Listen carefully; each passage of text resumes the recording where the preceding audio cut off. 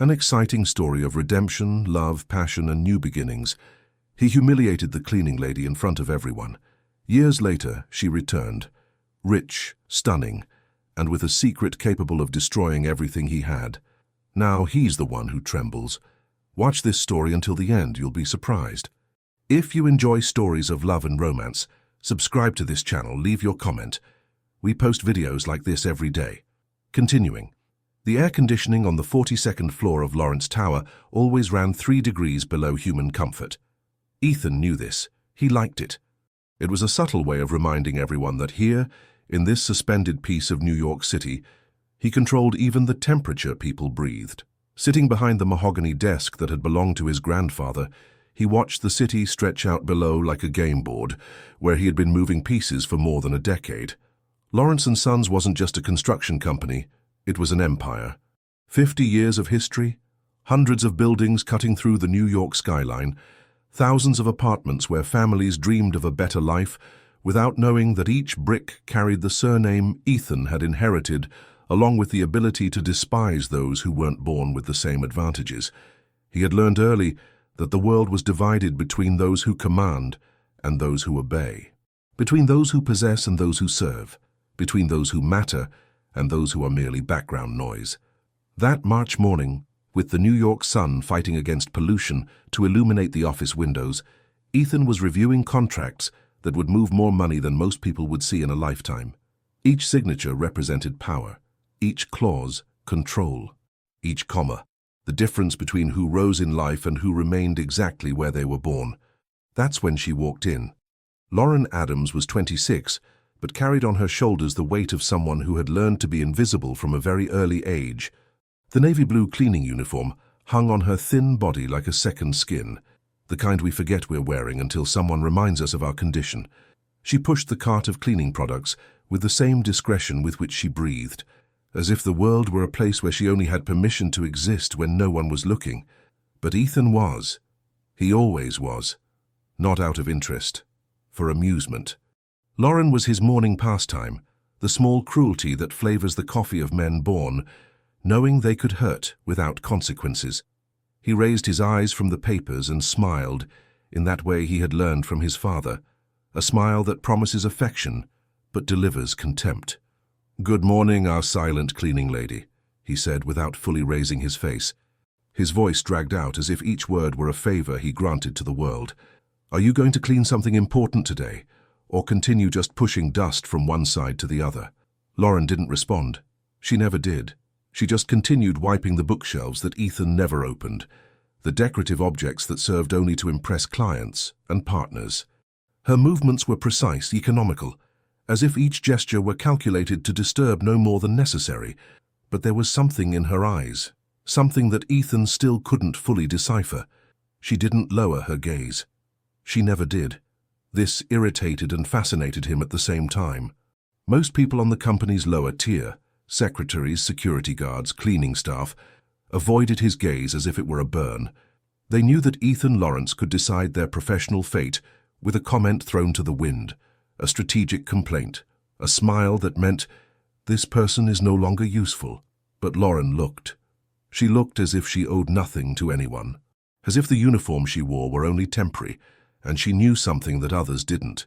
"You know," continued Ethan, closing the contract and leaning back in his leather chair, "sometimes I wonder if you understand where you are. If you comprehend that you're cleaning the floor of the office of someone who moves in one morning, what you wouldn't earn in 10 lifetimes. He paused, savoring his own words. "But maybe that's exactly it. Maybe you were born to stay down there, looking up, cleaning what's left of our existence." Lauren stopped. The damp cloth hung in the air for a few seconds, as if she had forgotten she was cleaning. Then she turned. Not completely, just enough for her profile to be visible against the light coming through the window. Ethan realized at that moment that she was more beautiful than he admitted to himself. Not an obvious beauty, the kind sold on magazine covers, but a quiet beauty that hid behind a hard life and a cheap uniform. "Are you finished insulting me for today?" she said, in a low but firm voice. "Or do you want to continue until I leave?" The question caught Ethan by surprise. Not because of the defiant tone, although it was rare for someone in her position to speak to him like that, but because of the way she formulated the phrase. There was an intelligence there that didn't match the stereotype he had built about her. There was also a dignity that the uniform couldn't hide. "Interesting," he murmured, getting up and walking to the window. Down below, New York was bustling as always, millions of people struggling to survive while a few like him watched from above. "You have a particular way of asking for things." "I'm not asking for anything," Lauren replied, returning to her work. "I'm just asking a question."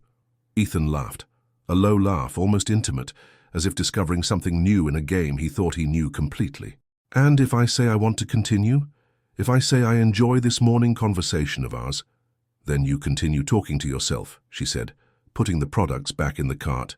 "Because I'm done here." And she left, just like that, without drama, without slamming the door, without that irritated submission Ethan expected. She just left, pushing the cleaning cart as if he were an irrelevant man, just another piece of furniture in the office she needed to clean around. Ethan stood by the window, observing the reflection of his own face in the glass. It had been a long time since someone had surprised him. It had been a long time since a woman, any woman, had left a room leaving him with the feeling that the conversation had ended when she wanted it to, not him. That should have irritated him. It should have awakened that instinct for domination that his father had cultivated since childhood, that need to put people in the place he considered appropriate for them. But instead, Ethan found himself thinking about when Lauren would return, what other things she might say in that controlled voice, what it would be like to provoke her until the mask of serenity fell and she showed who she really was beneath the uniform and apparent resignation. In the days that followed, the dynamic between them gained more defined contours. Ethan started arriving earlier at the office, not because of professional commitments, but to ensure he would be there when Lauren appeared for cleaning. She always arrived at 7:30, half an hour before the official workday began, when the corridors were still quiet and she could work without having to dodge hurried executives and high-heeled secretaries. He watched her work. She had a meticulous way of cleaning, almost ritualistic. She never left anything half-done, never slacked off, never gave the impression of being there merely out of obligation. There was a discreet pride in the way she handled even the simplest tasks, as if each clean table, each empty ashtray, each watered plant were a small declaration that she existed, that she mattered, that she made a difference. "Have you ever thought about doing something different with your life?" he asked one Thursday, when she was cleaning the top of the coffee table where the architecture magazines that nobody read were kept. "Different from what?" she replied without looking up. "From cleaning, from serving, from being invisible." Lauren stopped what she was doing and looked at him directly. There was something different in her eyes that day, an intensity that Ethan couldn't decipher. "You think I'm invisible?" The question caught him off guard. It was a trap, he realized, but he couldn't identify exactly where the danger lay. "No," he said after a pause. "If you were invisible, I wouldn't waste time talking to you."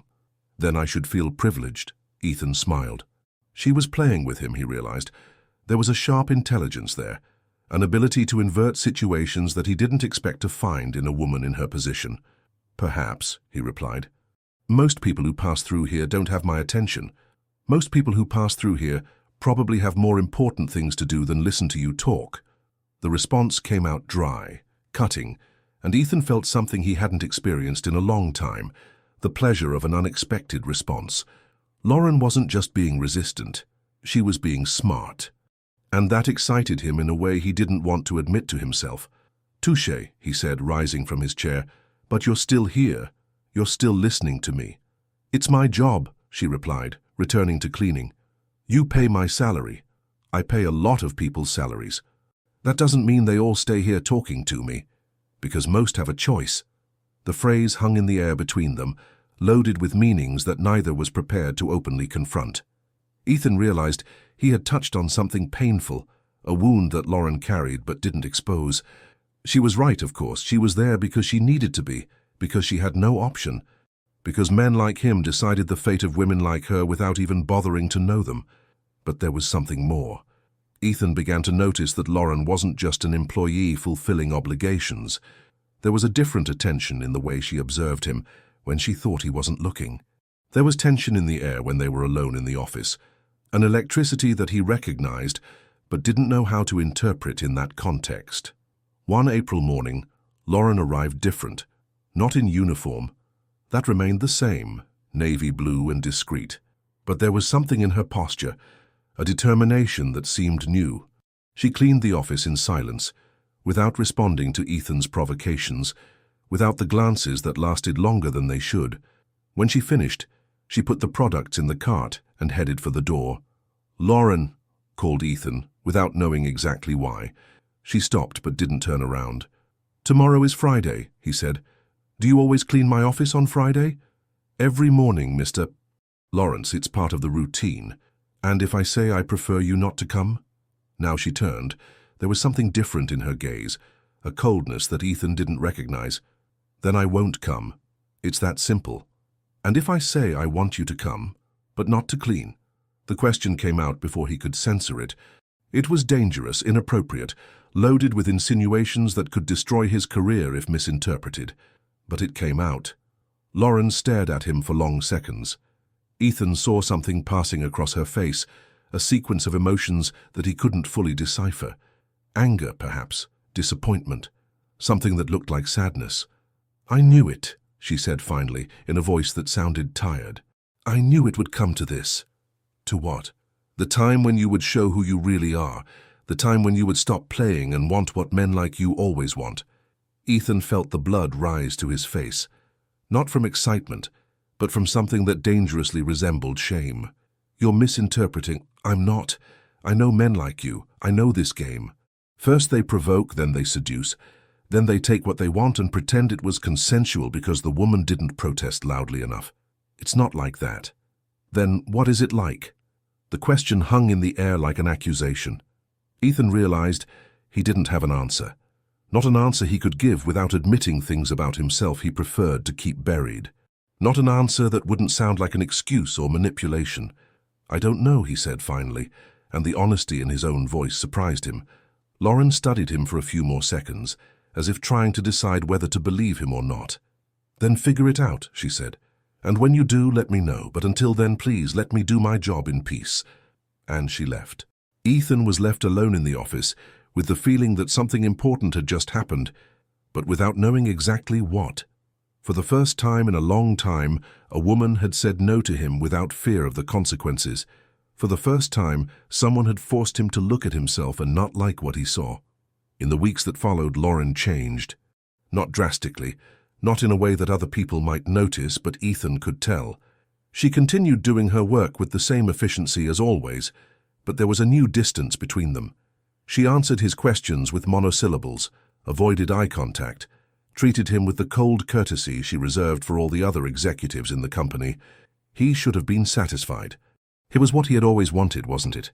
For her to treat him with the respect due to his position, not to challenge him, not to force him to question things he preferred to leave unexplored. But instead of relief, Ethan felt a growing frustration. He missed the sparks that flew between them during those mornings of mutual provocation. He missed her sharp intelligence, the way she could disarm his sarcasm with responses he didn't expect. He missed her. It was on a May afternoon, when the New York autumn had finally decided to make its presence felt, with a fine rain that left the windows fogged, that Ethan discovered something that completely changed his perspective on Lauren Adams. He was working later than usual, reviewing the contracts for a development in the Upper East Side that would represent Lawrence & Son's largest project in the last 5 years. The entire building was quiet, the lights on the other floors already off, when he heard footsteps in the corridor, footsteps he recognized. Lauren appeared at his office door, but not in her usual uniform. She wore a simple outfit, jeans and a white blouse, but there was something different in the way she moved, something less submissive, more determined. "Mr. Lawrence," she said, and even her voice sounded different, firmer, more controlled.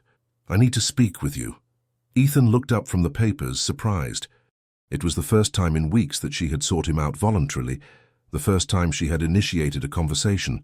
"Of course. Come in." She entered, but didn't sit down. She stood in front of his desk, with her hands crossed in front of her body, in a posture that Ethan recognized as being of someone who is about to make a difficult decision. "I'm leaving," she said, without beating around the bush. The phrase hit Ethan like a punch to the stomach. He wasn't prepared for this, hadn't considered this possibility. "Leaving for where?" From the company, from the city. I'm going to start over somewhere else. Why? Lauren hesitated for a moment, as if choosing the right words. Because I can't stay here anymore, she said finally. Because this isn't going to work out. Because men like you and women like me, we don't end well. Ethan stood up, in an automatic reaction that his body took before his mind could process. Women like you, he repeated. What does that mean? You know what it means. I don't. Explain it to me. Lauren stared at him for long seconds, as if assessing whether he deserved an honest answer. Women who weren't born with privileges, she said. Women who need to work to survive. Women that men like you collect as trophies when they're bored and discard when they get tired. You think that's what I would do with you? I know that's what you would do with me. The certainty in her voice hurt him more than he expected. Ethan realized that he had built a reputation that preceded him, an image that defined him even before people knew him, and that image wasn't flattering. And if you're wrong, I'm not. And if I say you underestimate me, then I say you overestimate yourself. Ethan laughed, but it was a laugh without joy, a laugh that acknowledged defeat. You always have an answer for everything. It's a skill you develop when you need to defend yourself. From what? From men like you. The conversation was going in circles, Ethan realized. They were trapped in a dynamic where each saw in the other what they most feared confronting. She saw in him the predator she had learned to recognize and avoid. He saw in her the woman who could see through his masks and didn't like what she found. When are you leaving? He asked, in a last attempt to buy time, to find a way to make her change her mind. Tomorrow is my last day. So quickly. I should have left a long time ago. Ethan noticed there was a melancholy in her voice, a sadness she tried to hide but couldn't completely. Lauren wasn't leaving because she wanted to. She was leaving because she felt she needed to. Lauren, he said, in a voice that sounded more vulnerable than he intended, I don't want you to go. I know, she replied, and there was an unexpected tenderness in the way she said this. But sometimes we want things we can't have. Sometimes we need to accept that certain people weren't made to be in our lives. And if I say you can be in mine, how? The question was simple, but carried the weight of all the impossibilities that stood between them. How could a woman like her be in the life of a man like him without being diminished, without being reduced to the role of a whim or conquest? How could they build something real in a world that had destined them to occupy opposite positions? Ethan didn't have an answer, not an answer that wouldn't sound like fantasy or an empty promise. I don't know, he admitted. Then it's better that I leave. And she did. The next morning, Ethan arrived at the office earlier than ever. He waited. 7:30 passed, 8 o'clock passed, 8:30. Lauren didn't show up. The office was cleaned by an older woman he had never seen before, who worked in silence and left without saying a word. Ethan tried to focus on work, on contracts, on meetings that filled his agenda. But there was a hole in his day, an empty space where there had previously been the expectation of seeing her, of provoking her, of hearing her sharp responses and her eloquent silences. He didn't admit, not even to himself, that he missed her. Not immediately.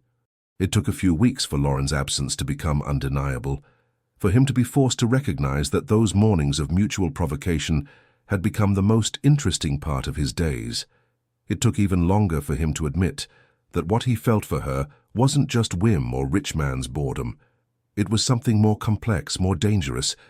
It was something that seemed dangerously like need. Months passed. Summer came and went. The city transformed as it always does. New projects were approved, new contracts signed, new developments erected. Ethan's life continued exactly as it had been before Lauren appeared. Predictable, controlled, empty of surprises. He tried to replace her. Not consciously, but he had affairs with women who reminded him of something about her. Intelligent women. Women who weren't easily impressed by money.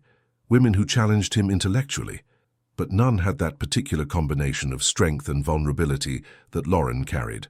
None could make him feel simultaneously powerful and disarmed.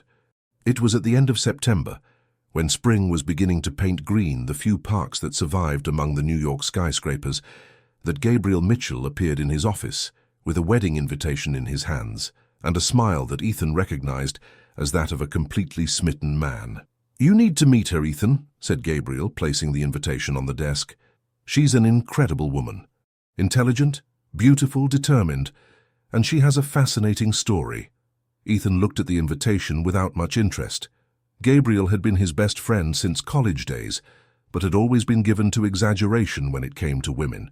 He had fallen head over heels in love at least a dozen times, always with the same certainty that this time it was forever.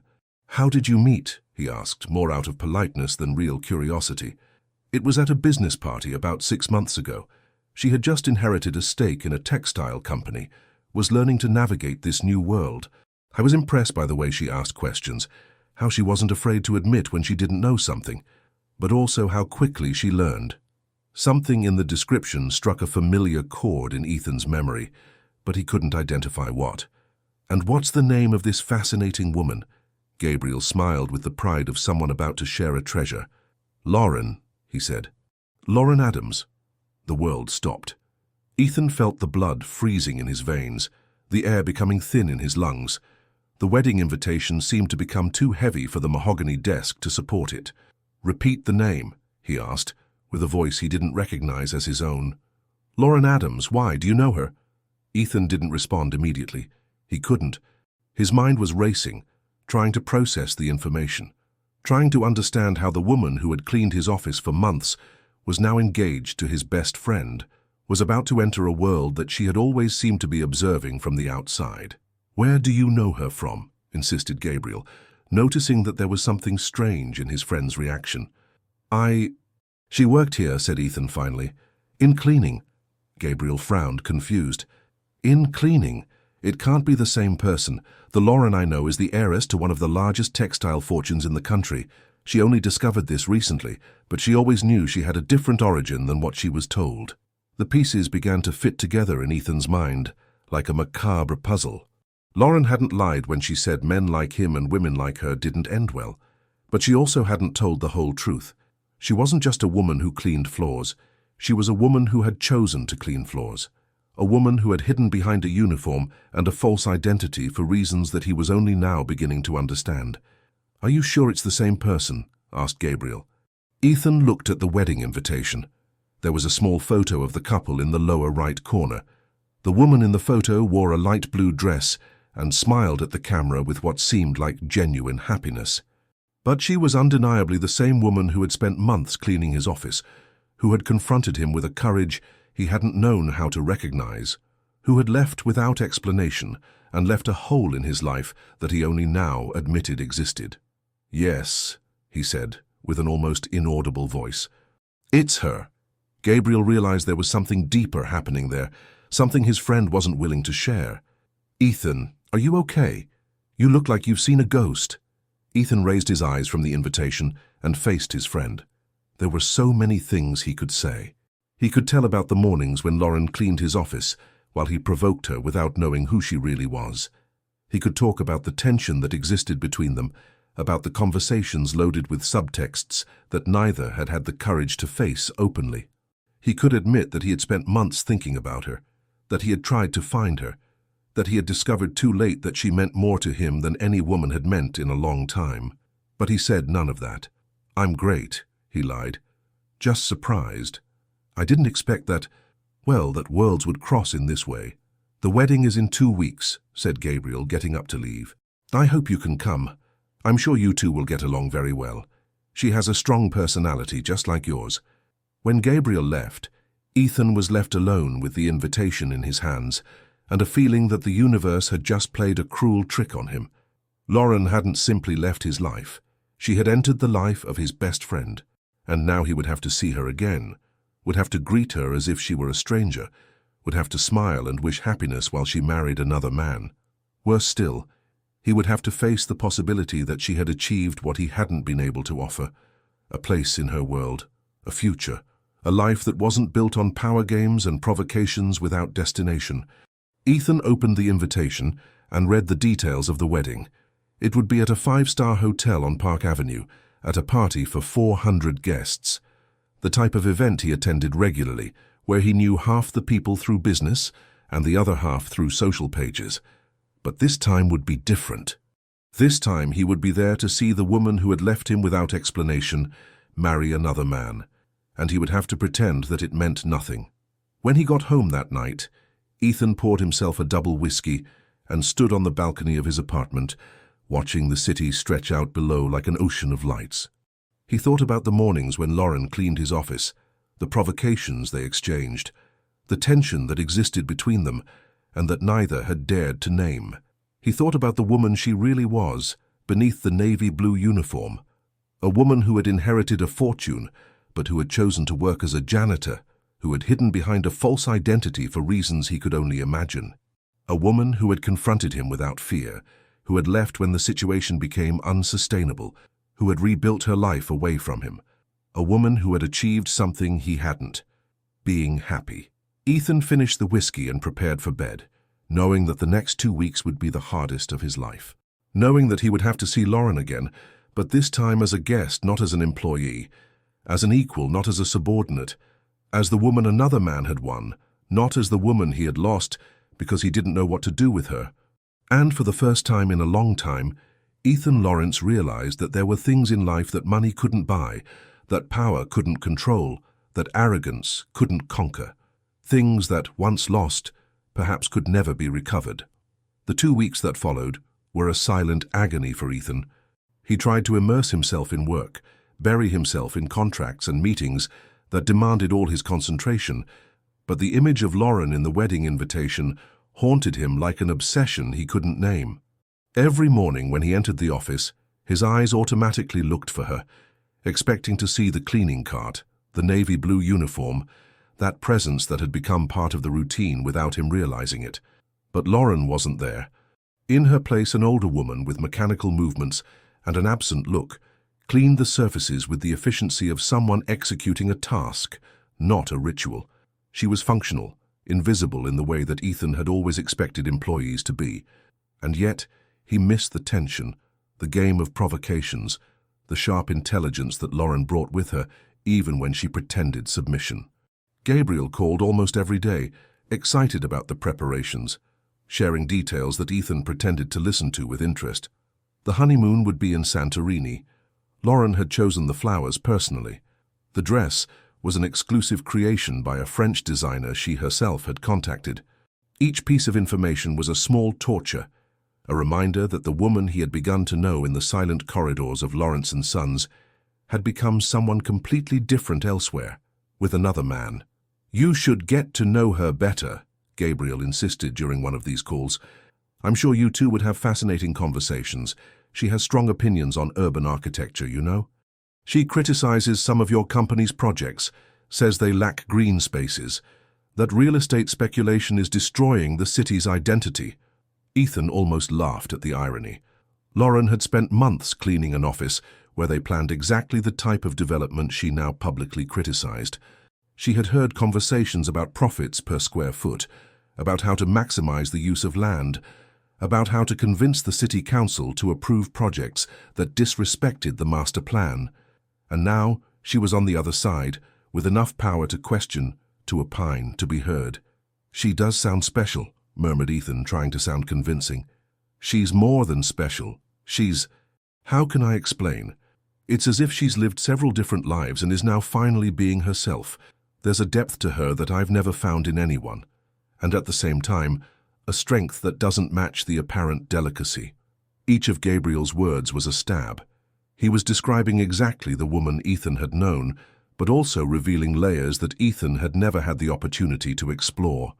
The Lauren that Gabriel loved was complete, multifaceted, free to show all her faces. The Lauren that Ethan had known was trapped in a role, hidden behind a uniform and a power dynamic that had never allowed her to be entirely herself. The night before the wedding, Ethan stayed up late standing on the balcony of his apartment with a glass of wine in his hands, watching New York blink like a living organism down below. He tried to imagine what it would be like to see her again, how he would react when their eyes met.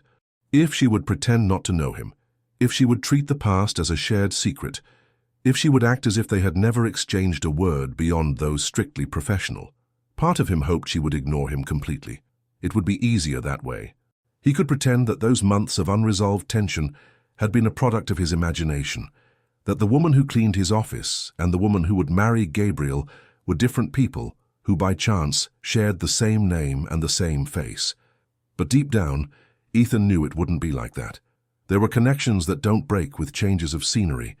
There were recognitions that transcend uniforms and social roles, and there was between them something that had never been said, never been resolved, never had the chance to become what it could have been. On the morning of the wedding, Ethan dressed with the meticulous care of someone preparing for battle. Italian suit, silk tie, shoes that cost more than many people earned in a month. The armor of elegance, the uniform of power.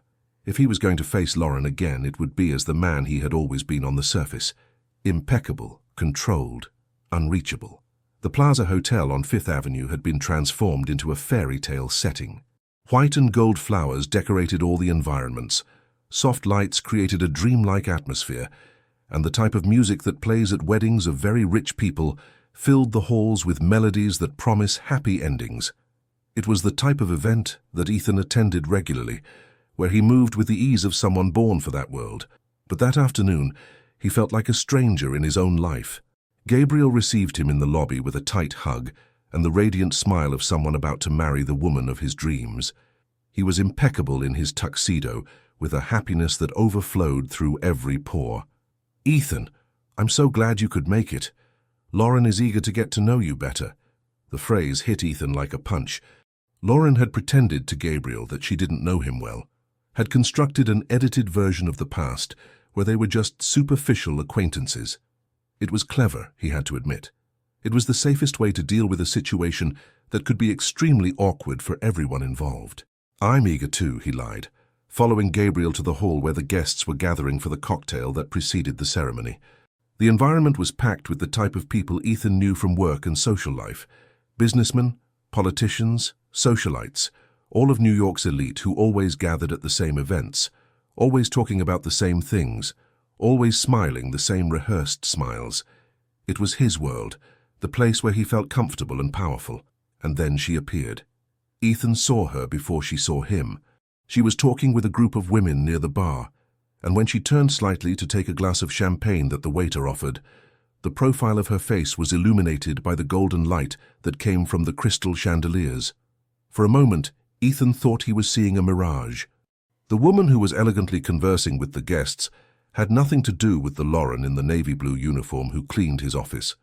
She wore a red silk dress that seemed to have been designed specifically for her body, discreet but clearly expensive jewelry, and carried herself with the naturalness of someone who had always belonged to that world.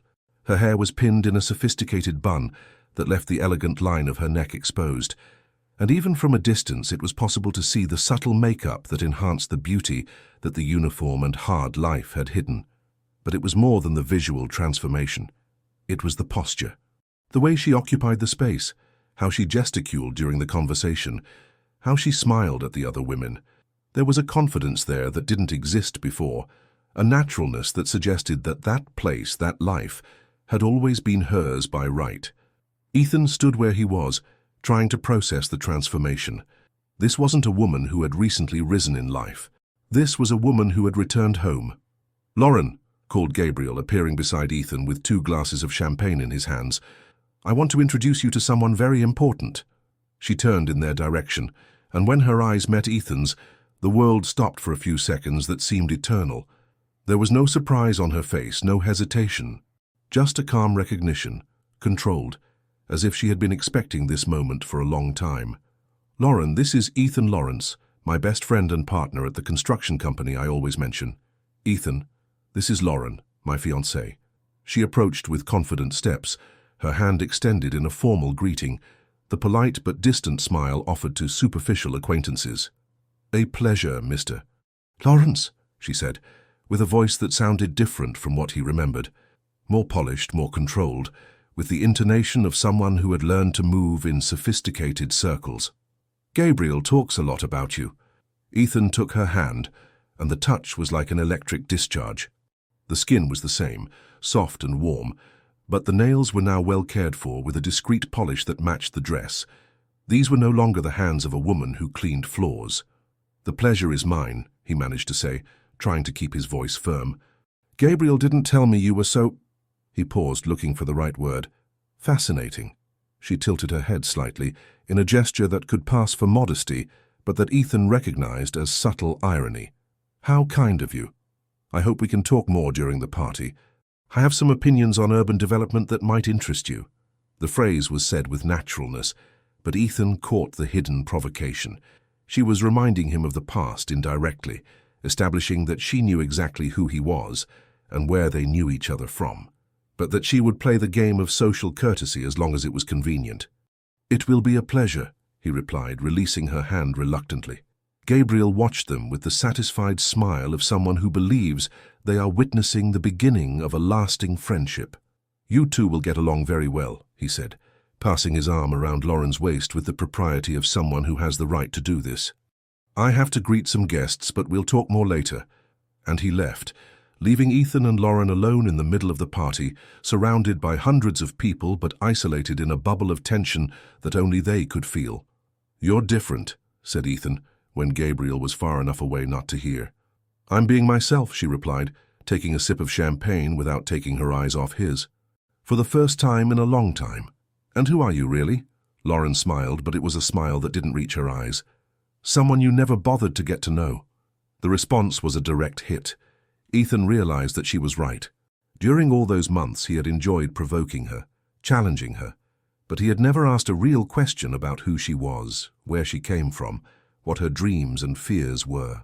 For him, she had been just an amusement, a pastime, an interesting enigma to break the monotony of days.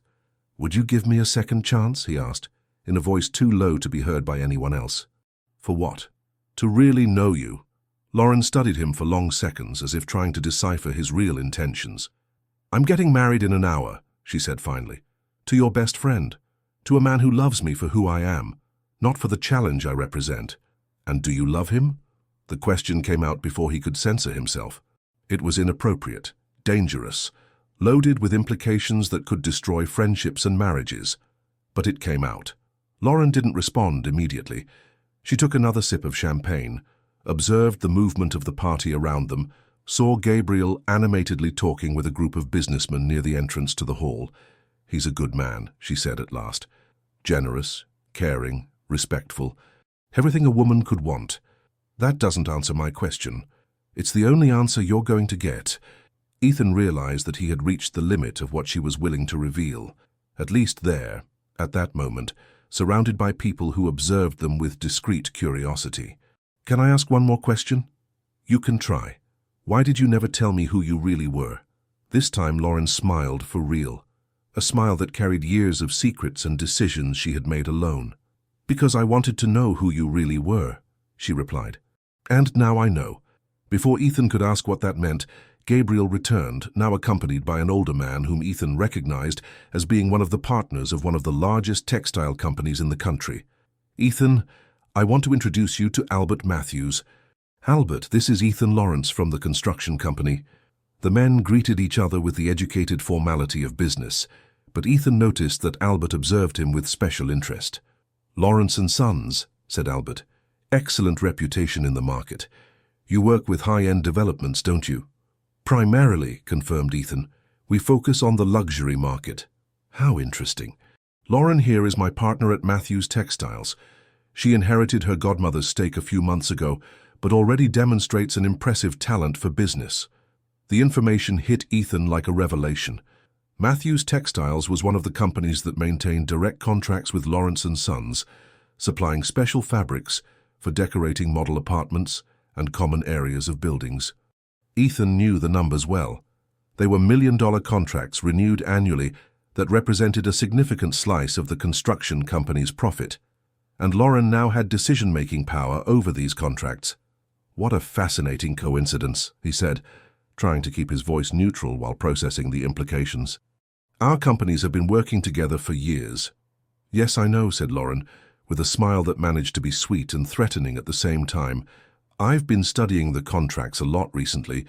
It's impressive how certain partnerships maintain themselves for so long, don't you think?" There was a veiled threat in those words, Ethan realized. She wasn't just saying that she knew the contracts.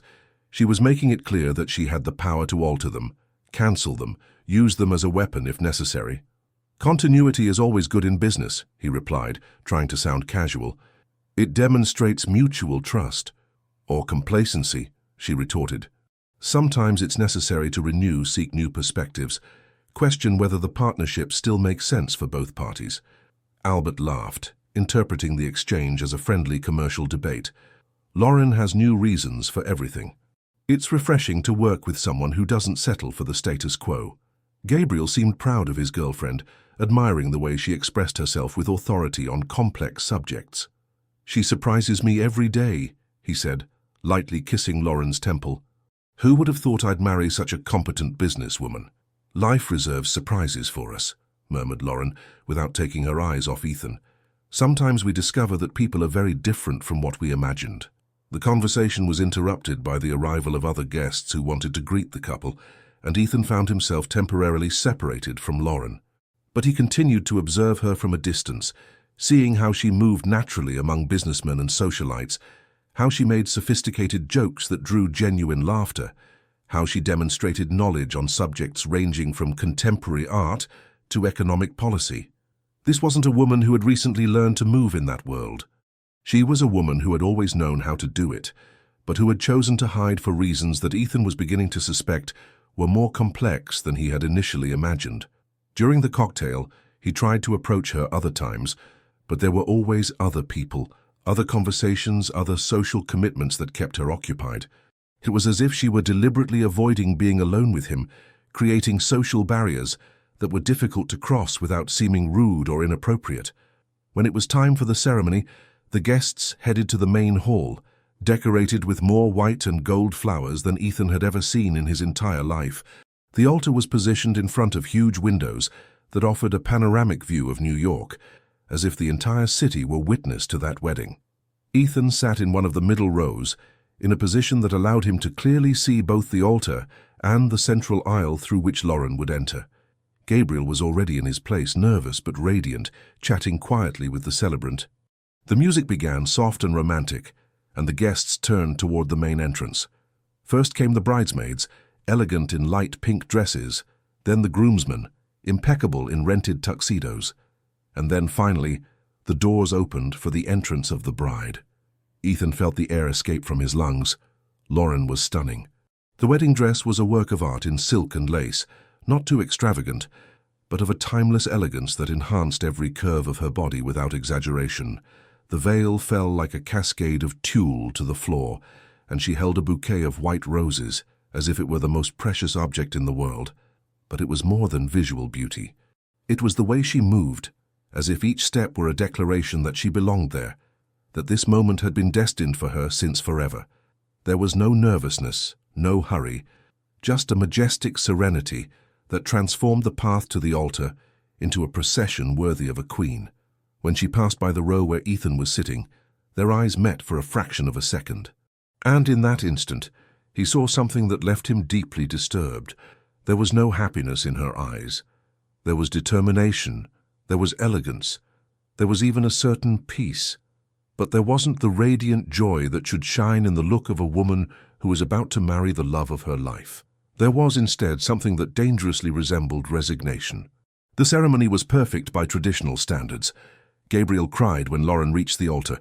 She smiled with tenderness when he held her hands. The vows were said with the appropriate solemnity. The rings were exchanged at the right moment. Everything went exactly as planned, as it should go at a wedding of rich and well-educated people. But Ethan couldn't concentrate on the celebrant's words. He couldn't stop observing Lauren, trying to decipher what was happening behind the perfect mask of a happy bride that she had put on. There were moments when the smile seemed genuine, especially when Gabriel looked at her with evident adoration. But there were other moments, when she thought no one was watching, when a shadow passed across her face, a sadness too quick to be caught by someone who wasn't looking. When the celebrant pronounced the traditional phrase about someone having any objection to the marriage, Ethan felt a crazy impulse to stand up, to interrupt the ceremony, to shout that this was wrong, that she was marrying the wrong man for the wrong reasons. But the moment passed, silent as always, and the ceremony continued until the final kiss and the applause that echoed through the hall. Gabriel and Lauren were officially married. The party that followed was an explosion of manufactured joy and expensive champagne. The orchestra played music that made people dance with rehearsed elegance. The waiters circulated with trays of food that cost more per portion than many families spent in a week.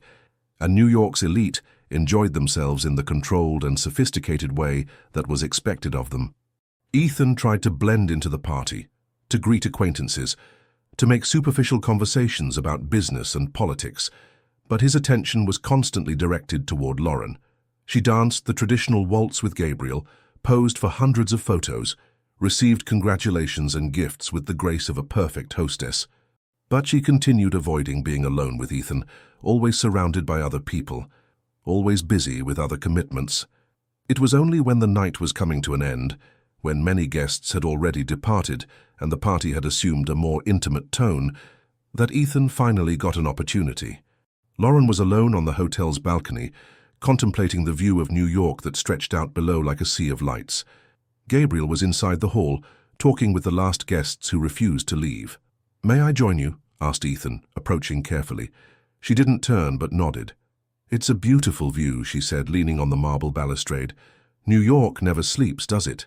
There's always someone working, someone dreaming, someone fighting down there. That's an interesting way to see the city. It's the view of someone who's been down there." Ethan moved closer, standing beside her on the balcony.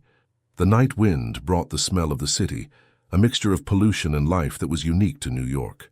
"You looked beautiful today," he said, unable to contain himself. "Thank you. But you didn't seem happy." Lauren finally turned to him, and even in the darkness of the night, he could see her eyes shining with an emotion she tried to hide. "How do you know how I feel?" "Because I watched you for months. Because I learned to read your expressions, your silences, your resistances. Because even without knowing who you really were, I knew you better than anyone in that office." "You knew me as a predator knows its prey," she replied, with a harshness that cut the air between them. "You studied me to discover my weaknesses, not my qualities. At the beginning, perhaps, but afterwards what?" Ethan hesitated. It was the question he had been asking himself for months, the question for which he didn't have a satisfactory answer. "Afterwards, I began to miss you," he admitted finally. "Afterwards, you became the most interesting part of my days. Afterwards, I realized there was something between us that I didn't know how to name." Lauren laughed, but it was a laugh without joy. "There was indeed. There was contempt on your part and anger on mine. There was a powerful man amusing himself with a vulnerable woman. There was everything that's worst in human relationships. It wasn't just that. It was mainly that." Ethan felt a weight in his chest, a guilt he had never experienced before. He realized that during all those months, he had behaved exactly as Lauren was describing. He had used the difference in social position between them as a form of entertainment, had treated her feelings as a game, had assumed he had the right to provoke and challenge her without considering the impact that could have on her life. "You're right," he said, surprising himself with the admission. "I was an idiot. An arrogant idiot who thought he could play with you without consequences. And now I want a chance to show that I can be different." Lauren stared at him for long seconds, as if evaluating the sincerity of his words. "Even if you could be different," she said finally, "it's already too late. I got married today. To a good man who treats me with respect, who loves me for who I am. And you? Do you love him?" The question hung in the air between them, like an accusation. Lauren took time to respond, and when she did, her voice was lower, more vulnerable. "I learned to like him. It's more than many women manage. That's very sad. It's realistic." Gabriel appeared at the door of the balcony looking for his wife. "Love, the car has already arrived. It's time for us to go." Lauren moved away from the balustrade and went to her husband, transforming again into the radiant bride she had been throughout the party. "I'm coming, dear. I was just admiring the view." Gabriel approached and put his arm around her waist, looking at Ethan with the satisfied smile of someone who possesses something valuable. "Ethan, thank you for coming. It meant a lot to both of us." "The pleasure was mine," lied Ethan. "I wish you both all the happiness in the world." Lauren looked at him one last time before leaving with Gabriel. There was something in that look that Ethan couldn't completely interpret.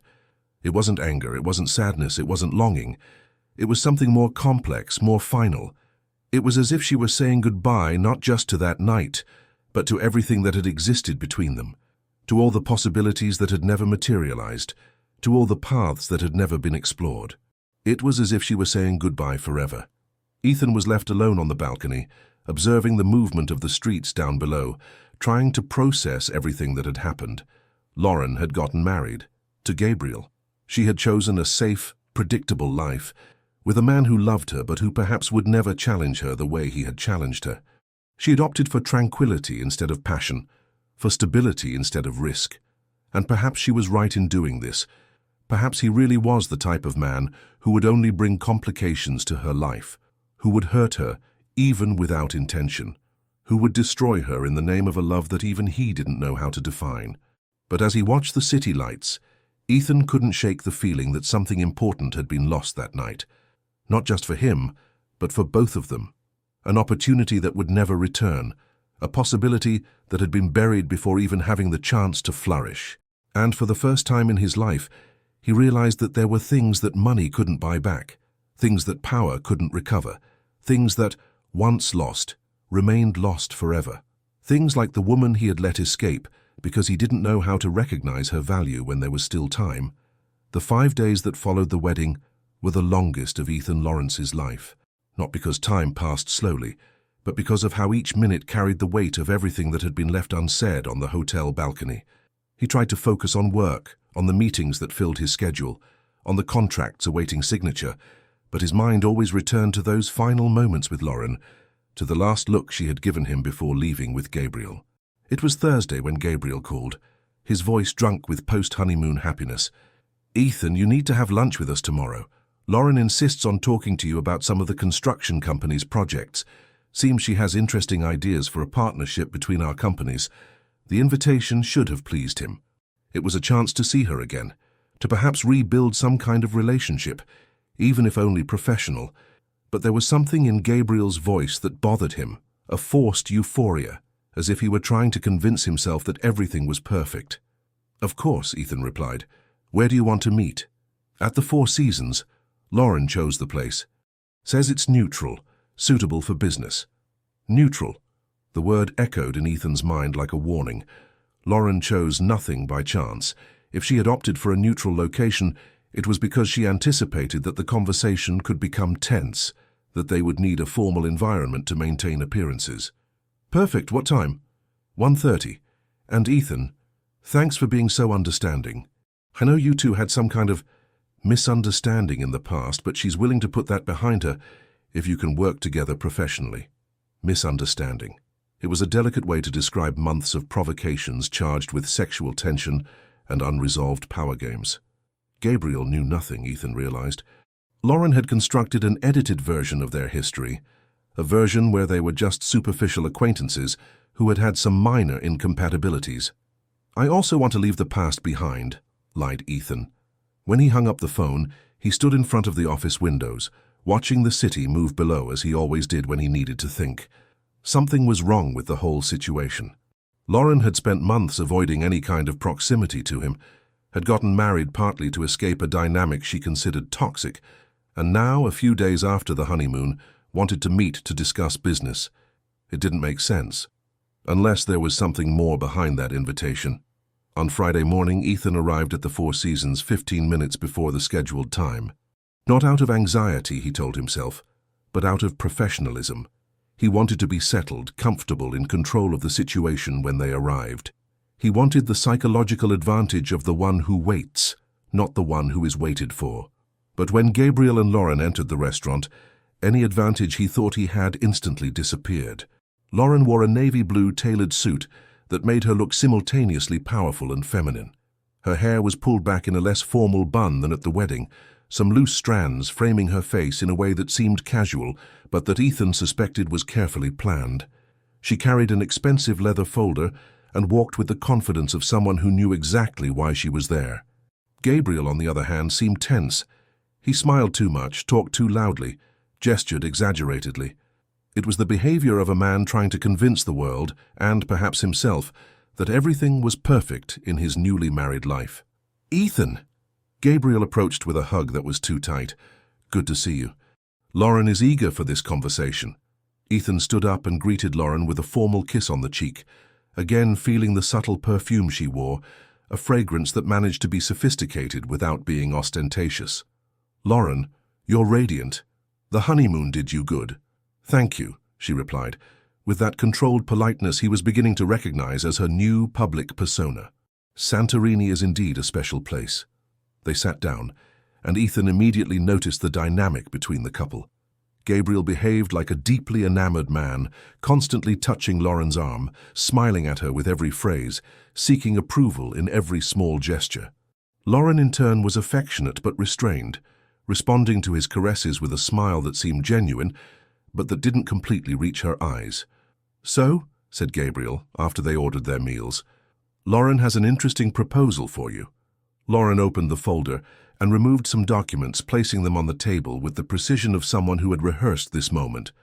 "I've studied the contracts between Matthews Textiles and Lawrence & Sons," she began, with a professional voice that revealed no emotion. "They're solid partnerships, profitable for both parties, but I believe we can significantly expand our collaboration." Ethan took the first documents, trying to focus on the numbers while discreetly observing Lauren's expressions. There was something hypnotic in the way she presented the information, a mixture of technical competence and personal charisma that explained how she had established herself so quickly in the business world. "These are the numbers from the last 3 years," she continued, pointing to a detailed table. "As you can see, our partnership represents approximately 12% of the construction company's annual revenue. It's not negligible, but it's also not enough to justify the exclusivity you grant us in some types of supplies." Ethan raised his eyes from the papers, surprised. He didn't know that Lawrence & Sons granted exclusivity to Matthews Textiles. It was the kind of information that should have been on his desk, but that apparently had been handled at lower levels of the corporate hierarchy. "Exclusivity?" he asked, trying to sound merely interested, not alarmed. "Yes," said Lauren, passing him another document, "mainly in supplies for specific projects in the southern sector of the city.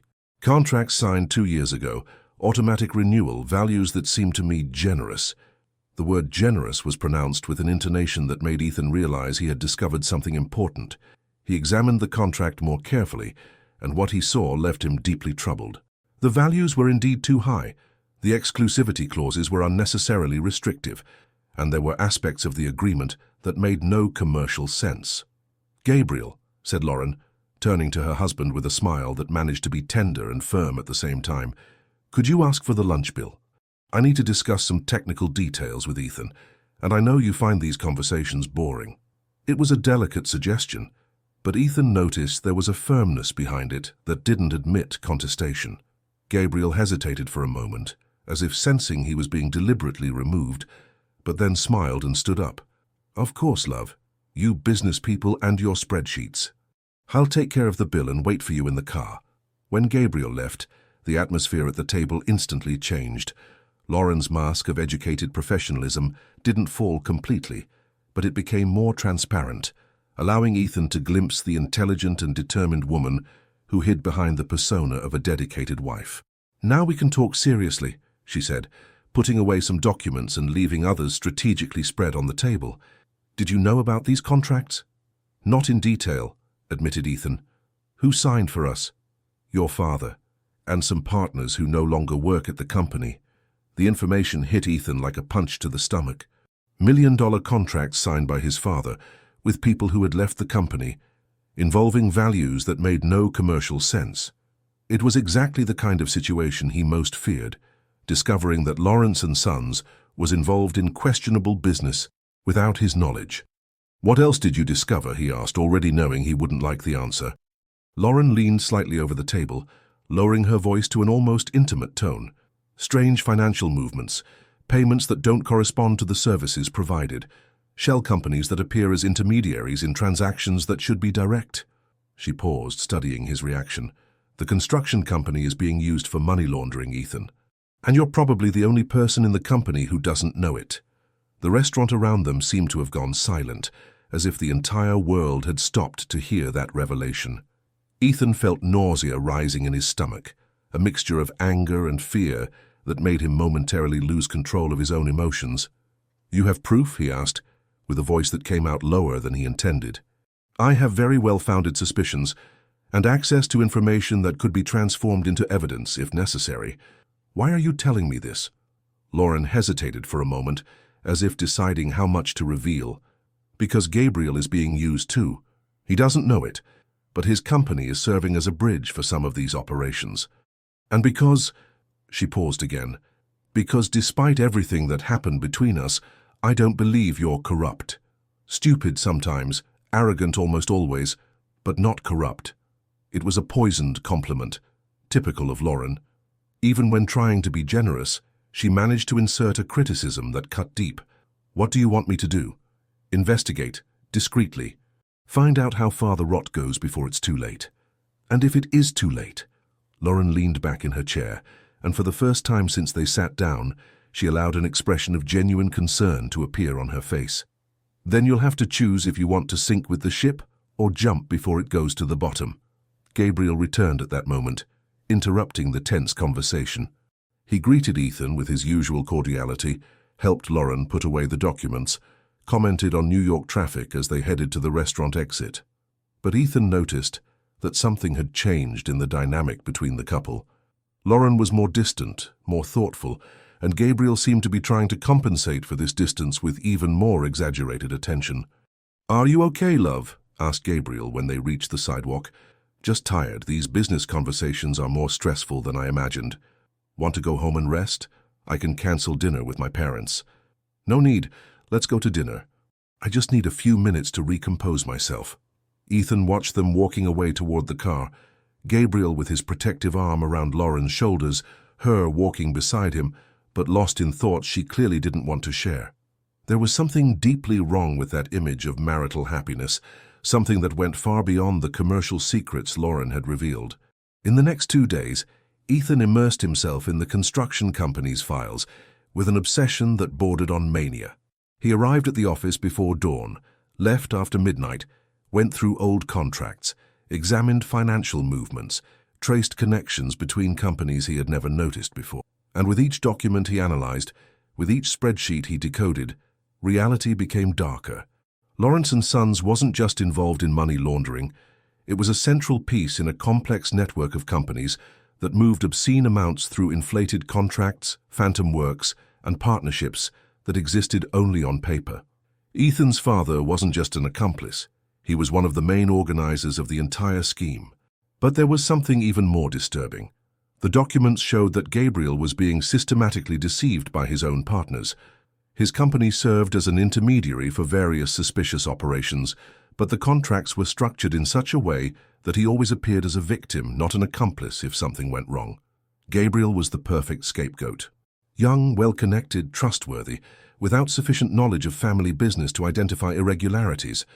If the operation were discovered, he would be sacrificed to protect the true culprits. And Lauren had discovered all of this. On the following Monday, Ethan tried to call Gabriel several times, but the calls went straight to voicemail. He tried Lauren's cell phone, but the number in his contacts didn't complete the call. It was as if they had disappeared from the world. It was only on Tuesday, when he arrived at the office and found 3 police cars parked in front of the building, that he knew what had happened. Gabriel was dead.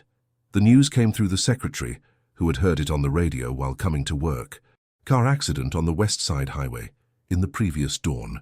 The BMW that Gabriel was driving had crashed against the guardrail on a curve known to be dangerous. Instant death. Ethan felt the world spin around him. Gabriel, who had had lunch with him just 4 days earlier, who had talked animatedly about plans for the future, who had married a week ago the woman he thought was the love of his life, was dead at 32 on a New York highway. "And his wife?" asked Ethan to the secretary, trying to keep his voice controlled. "She was in the car too. She was taken to New York Presbyterian Hospital. Her condition is serious but stable." Ethan cancelled all appointments and immediately headed to the hospital. The 2 hours of traffic to get there were a silent torture, his mind alternating between grief for the loss of his friend and concern for Lauren. Gabriel had become one of the most important people in his life, someone with whom he shared not just business, but confidences, dreams, fears. And now he was dead, so suddenly and absurdly that it seemed unreal. At the hospital, he discovered that Lauren had been transferred to a private room after spending the night in the ICU. Mild fractures, cranial trauma without severity, but in a state of profound shock. She was conscious but refused to speak with anyone who wasn't from the medical team. She doesn't want to receive visitors, explained the nurse when Ethan asked to see her. Doctor's orders. The trauma was very severe. Ethan insisted, explained he was a business partner of the deceased husband, that he needed to resolve urgent matters related to the companies. After much insistence and some calls to superiors, he got authorization for a brief visit. Lauren was awake when he entered the room, but seemed to be looking at something only she could see. There was a bandage on her forehead, her right arm in a cast, and a paleness that made her seem almost transparent against the white hospital sheets. "Lauren," he said, approaching the bed carefully. She turned her face toward him, and what Ethan saw in her eyes deeply frightened him. It wasn't just sadness for the loss of her husband. It was fear, deep, primitive fear, of someone who had seen something terrible and knew they still weren't safe. "Ethan," she murmured, with a hoarse voice that barely came out of her throat, "you shouldn't be here. Gabriel was my best friend. I had to come. It wasn't an accident." The words came out so low that Ethan wasn't sure if he had heard correctly. "What did you say?" Lauren quickly looked at the door, checking if they were alone, then leaned slightly toward him. "The accident. It wasn't an accident. Someone wanted Gabriel dead." "Lauren, you're in shock. The trauma can cause—" "I know what I saw," she interrupted, with an urgency that cut any attempt at rationalization. "I know what happened in that car. And I know why." Ethan felt a chill running down his spine. The revelations about money laundering, the suspicious contracts, Gabriel's sudden death. Everything began to form a terrifying pattern in his mind. Why would someone want to kill Gabriel? Because he found out he was being used, that his company was serving as a front for illegal operations. Hay confronted the partners on Friday, threatened to expose everything. "How do you know this?" "Because I helped him discover it. Because I spent the last months investigating, collecting evidence, putting together a complete dossier on the entire operation." Ethan sat in the chair beside the bed, trying to process the information. Lauren hadn't approached him by chance at the restaurant. She hadn't revealed the irregularities out of altruism. She had a plan, a strategy that involved much more than he had imagined. What kind of evidence? Documents, spreadsheets, recordings, photographs? Everything that would be necessary to bring down the entire network, including your family. "Where is this evidence?" Lauren hesitated, studying his face as if trying to decide how much to trust. "In a safe place. For now. Lauren, if you have information about Gabriel's death, you need to give it to the police." She laughed, but it was a bitter laugh, without any trace of humor. "The police?" "Ethan, half the detectives in New York are on the payroll of this operation. The police won't protect me. They'll deliver me to those who want me dead. Then what are you going to do? Disappear. It's the only option I have left. And the evidence? It's coming with me." Ethan perceived the implicit threat in those words. Lauren wasn't just running to save her own skin. She was taking with her the ability to destroy everyone involved in the operation, including the Lawrence family. "Lauren, we can find a solution. We can't. You still don't understand the gravity of the situation. Your family isn't just laundering money. It's laundering money for international criminal organizations. People who kill without blinking those who get in their way. Why are you telling me this? Why didn't you just disappear?" The question hung in the air between them. Lauren stared at him for long seconds, and Ethan saw something in those eyes that left him deeply moved. Behind the fear, behind the determination, behind all the secrets and lies, there was still a vestige of affection. She was warning him because, despite everything, she didn't want to see him destroyed. "Because you were the only person who knew me when I was nobody," she said finally. "And because, even being an arrogant idiot, you don't deserve to die for crimes you didn't commit." "Come with me," said Ethan impulsively. "We'll leave the country together. Start over somewhere else." "With what money? With what identity?" "Ethan, you still think like a rich man who believes that all problems can be solved with enough money. Then teach me. Teach me to think differently." Lauren smiled for the first time since he had entered the room. A sad but genuine smile. "It's too late for that." "It's never too late. For us it is." The nurse entered at that moment, informing that the visiting time was over. Ethan stood up, knowing that this could be the last time he would see Lauren. "When are you leaving?" he asked in a low voice. "Soon. How will I know if you're okay?" "You won't know." It's safer that way. Ethan reached the door of the room but turned one last time. Lauren, I'm sorry. For Gabriel. For everything that happened. For not having been different when there was time. I'm sorry too, she replied. For everything. When Ethan left the hospital, the world seemed to have completely changed. Gabriel was dead, murdered by people he considered business partners. Lauren was going to disappear, taking with her secrets that could destroy the Lawrence family. And he was alone, in the middle of a criminal operation of which he wasn't a part, but for which he would be held responsible. That night, he tried to call his father, but it went straight to voicemail. He tried to contact the company's partners, but none answered. It was as if suddenly he had become an inconvenient person, someone it was better to avoid. The next morning, when he arrived at the office, he discovered that Lauren had left the hospital during the night, against medical recommendation. She hadn't left a contact address, hadn't informed where she was going. She had simply disappeared, like a ghost that decides to return to the world of the dead. And along with her, all the documents that could prove his innocence or confirm his guilt had disappeared. Ethan sat in the office chair where it had all begun, where he had met Lauren for the first time, where he had spent months provoking her without knowing she was collecting information that could destroy his life. The circle had closed in the cruelest way possible. The woman he had let escape now held the power to save or destroy everything he most valued. And he had no idea which of the two options she would choose. He picked up the phone and began making calls, trying to find some trace of her whereabouts. But each call confirmed what he already knew. Lauren Adams had completely disappeared, taking with her secrets worth millions of dollars and human lives. The hunt had begun. And for the first time in his life, Ethan Lawrence was the hunter, not the prey. The search for Lauren consumed Ethan like a fever that wouldn't break. For 2 weeks, he mobilized all the resources at his disposal: private detectives, contacts in the police, informants in the business world, even hackers who tracked suspicious financial movements. He spent more money looking for her than many people would earn in an entire lifetime, driven by an obsession he couldn't name or control. It wasn't love. It wasn't justice. It was something more primitive, more desperate. It was the need to regain control over a situation that had completely escaped his hands. It was the fear that his entire life would collapse because of secrets that a woman carried with her like loaded weapons.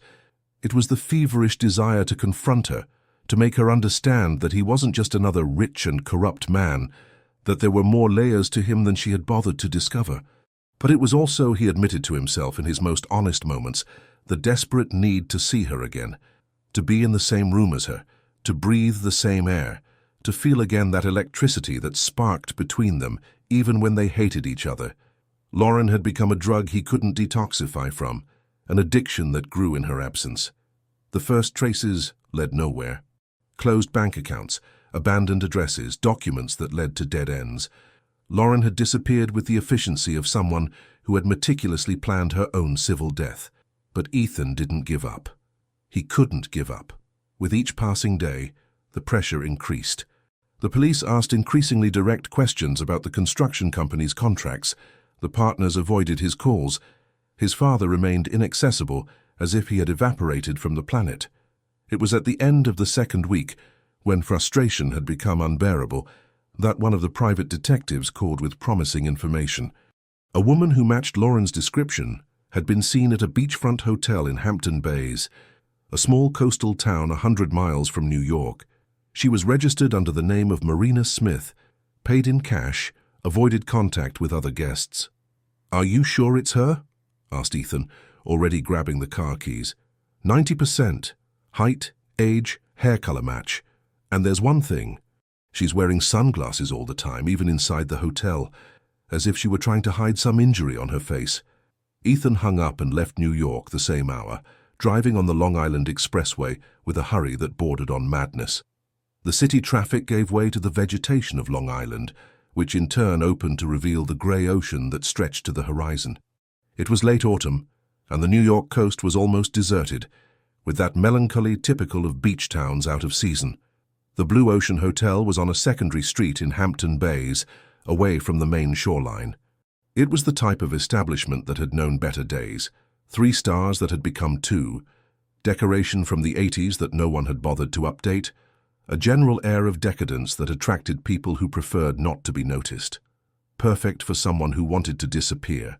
Ethan parked in front of the building and spent a few minutes observing the windows, trying to guess which of them hid the woman who had turned his life upside down. His heart was beating irregularly, a mixture of anxiety and something that dangerously resembled fear. He didn't know how Lauren would react when she saw him. He didn't know if she would try to run, if she would scream, if she would threaten him with the information she possessed. He didn't even know what he himself would do when he found her. The hotel reception smelled of cheap cleaning products and old cigarettes. The man behind the counter was fat and unkempt, with the expression of someone who had lost any expectation that something interesting would happen in his life. "Good afternoon," said Ethan, adopting the cordial tone he used to get information. "I'm looking for a guest. Marina Smith. She arrived about 2 weeks ago." The receptionist examined him with suspicion, noting the expensive suit, the designer watch, the shoes that cost more than a month's salary. "I can't give information about guests." Ethan placed a $100 bill on the counter, leaving his fingers on top of it. "She's my sister. I'm worried about her since the accident." The man looked at the money, then at Ethan, quickly calculating if it was worth the risk. "Room 312, he said, making the bill disappear. "Third floor. But she doesn't like to be disturbed. She specifically asked not to receive visitors." Ethan climbed the stairs with his heart racing. The third-floor corridor was poorly lit, with a worn carpet that muffled the sound of footsteps. The doors were all the same, painted dark brown, numbered with metal plates that had lost their shine long ago. Room 312 was at the end of the corridor. Ethan stopped in front of the door, took a deep breath and knocked 3 times slowly. Silence. He knocked again, this time a little harder. "I don't want housekeeping," said a voice from the other side. It was her, even hoarse, even tired. It was undeniably Lauren's voice. "I'm not housekeeping," replied Ethan. "It's me." The silence that followed seemed to last an eternity. Ethan could almost hear her thoughts on the other side of the door, the decision being made, the options being weighed. "Go away," she said finally. "I can't. Then I'll call the police." "Call them. I'm sure they'll be very interested in knowing where you are." Another long pause. Ethan knew he had played dirty, but he was too desperate to care about fair play. He heard footsteps approaching the door, the sound of several locks being opened. The door opened just a crack, kept closed by a security chain. Through the opening, Ethan could see part of Lauren's face. She wore sunglasses even inside the dark room, her hair was disheveled, and there was something in her expression that he had never seen before. Genuine fear. "How did you find me?" she asked. "Does it matter?" "It matters if other people can do the same thing." Ethan realized that she wasn't just hiding from him. She was hiding from much more dangerous people, people who wouldn't hesitate to hurt her to get what they wanted.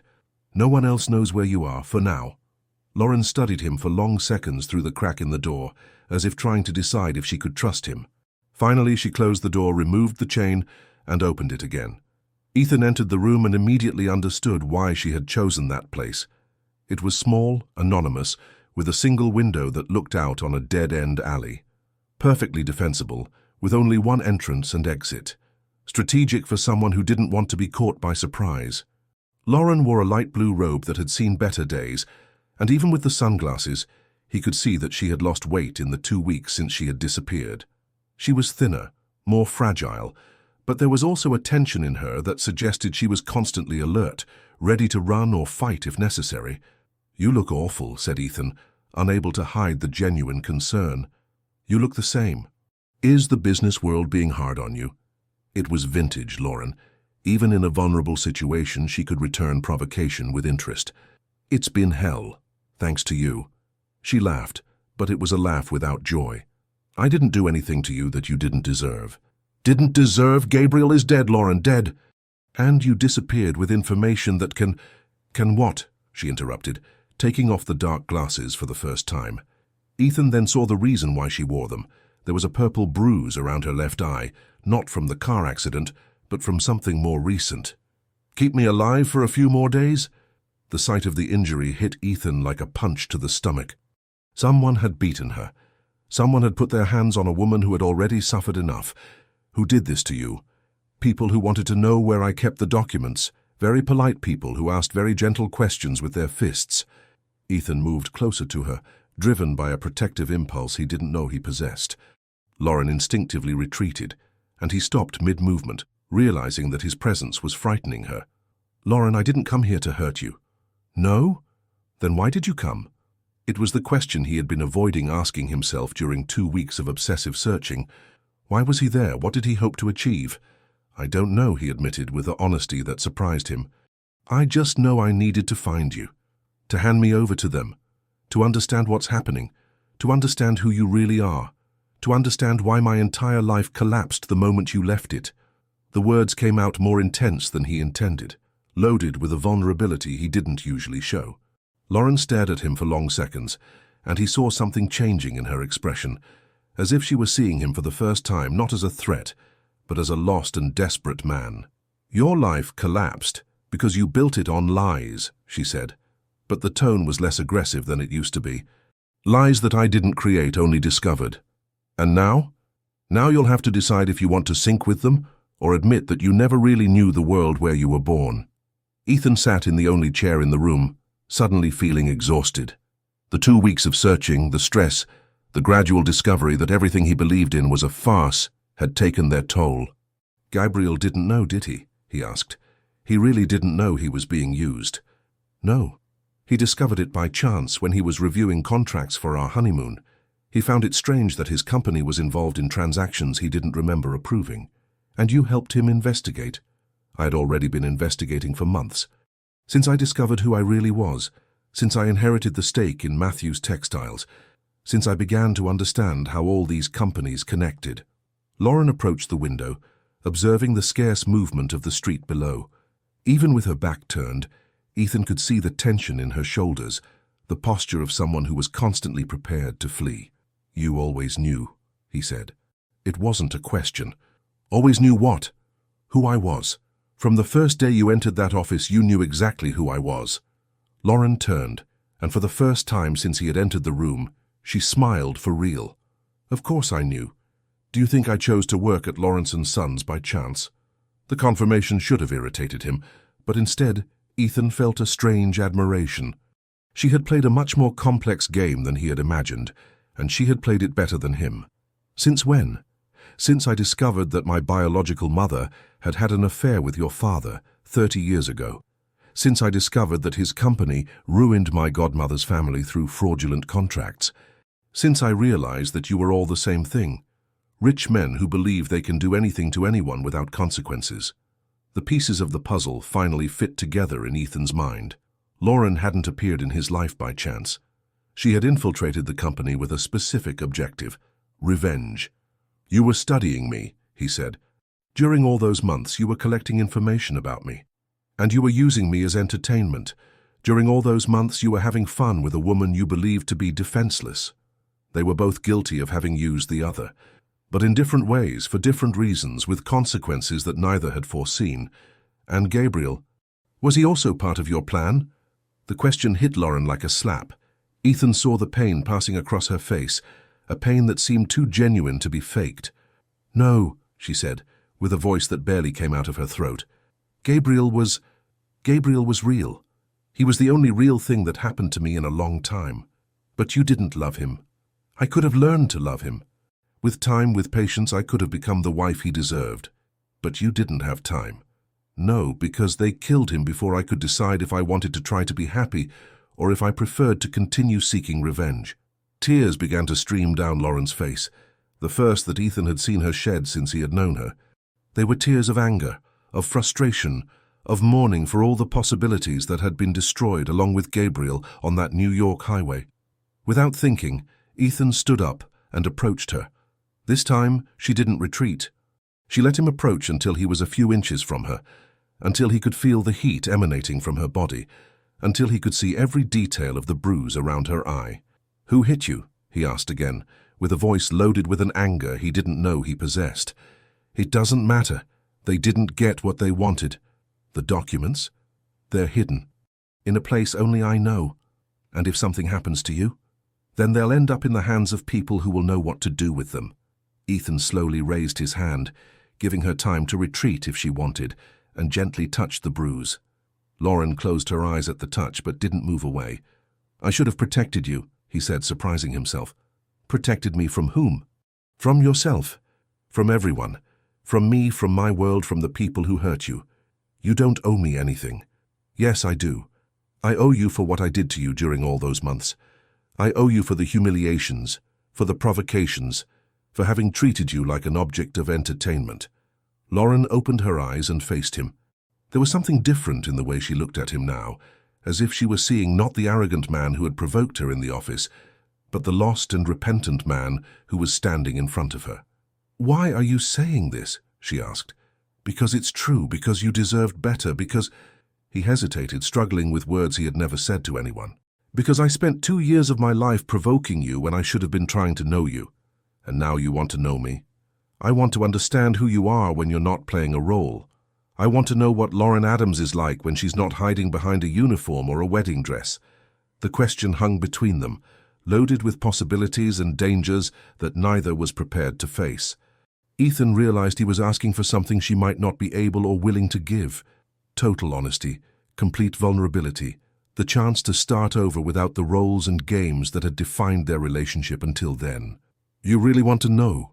asked Lauren, approaching him until their breaths mingled. "You want to know who I am when I stop hiding?" "I do. I'm a woman who spent her entire life being invisible to men like you, a woman who learned to hate your arrogance, your disdain, your certainty that the world exists to serve you." Her voice was low, intense, almost a whisper. "I'm a woman who should despise you, who should use you and discard you in the same way you used me. And who, despite all this, still feels something for you that she shouldn't feel." The words hung in the air between them like a dangerous confession. Ethan realized they were in completely unknown territory, far from the power games and provocations that had marked their relationship. They were face to face with the naked truth. There was something between them that transcended hatred and revenge, something that neither knew how to name or deal with. "Lauren." She didn't let him finish. She closed the distance between them in a movement that was simultaneously aggressive and desperate, pressing her lips against his with an intensity that spoke of months of pent-up tension. It wasn't a romantic kiss, it was a collision. It was anger and desire mixing in such an intense way that it was impossible to distinguish where one ended and the other began. Ethan responded with the same intensity, his hands tangling in her hair, pulling her closer, as if he wanted to erase in physical contact all the pain and confusion of the past months. It was as if they were trying to devour each other, as if each wanted to destroy the other through desire. But there was also a desperate tenderness there, a need for connection that went beyond physical attraction. It was as if, after so long hurting each other, they had finally found a way to heal through touch. Ethan's hands slid to her face, his thumbs tracing the tears that continued to fall down her cheeks. Lauren moved slightly away, breath ragged, looking at him with an expression that mixed desire and despair. "This is madness," she murmured. "Complete madness," he agreed, but didn't move away. "We'll hurt each other. We already have. It can't be worse than it already was." Lauren laughed, a sound that was half amusement, half hysteria. "Yes, it can. It can be much worse." But even saying this, she moved closer to him again, her hands sliding down his shirt, feeling the warmth of his skin through the expensive fabric. It was as if she were rediscovering him through touch, mapping a territory that had always been forbidden. "We have to stop," she said, but her actions contradicted her words. "We do," agreed Ethan as he kissed her neck, tasting the salt of her skin. Neither of them stopped. They went to the small hotel bed like two castaways clinging to a single life raft. There was a desperate urgency in every touch, as if they knew that this moment was borrowed, that reality would soon return and separate them again. They made love like people fighting, like people trying to exorcise demons through pleasure, like people who know they're committing the most delicious mistake of their lives. There were no words of love. There were no promises of a future. There were only two bodies that had finally found a common language, a form of communication that went beyond provocations and power games. It was sex as a battlefield, where years of unresolved tension finally found release. Afterwards, they lay side by side on the narrow bed, breaths still uneven, sweat drying on their skin. Reality began to slowly infiltrate the room, bringing with it all the complications they had temporarily forgotten. "This doesn't solve anything," said Lauren, with a hoarse voice. "I know. It doesn't change the fact that your family is involved in crimes. I know. It doesn't change the fact that I have information that can destroy you. I know that too." Lauren turned to look at him, resting her head on her hand. "Then why do we do this? Why do we complicate even more a situation that's already impossible?" Ethan thought about the question for long minutes. Why indeed? Why risk everything for a woman who had the power to destroy him? Why give himself precisely to the one who represented his ruin?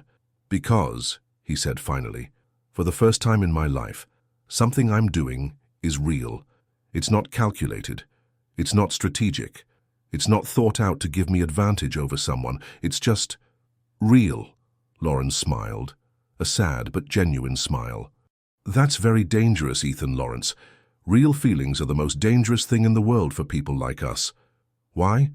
Because they make us make decisions that don't make sense. They make us protect those we should destroy. They make us choose the heart when the head is screaming to run in the opposite direction." She was right, of course. All of this was madness. They were enemies who had become lovers for a night, two people from worlds that shouldn't touch, two hearts that had met at the most inappropriate moment possible. But for the first time in a long time, Ethan felt alive, completely, intensely alive. Dawn found them still awake, talking in whispers about everything and nothing, discovering in each other layers that had never been explored.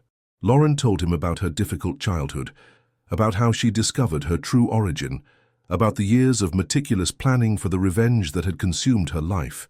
Ethan spoke about the pressure of carrying a surname that weighed like a chain, about how he had never felt up to expectations, about the loneliness of always being seen for what he possessed, never for who he was.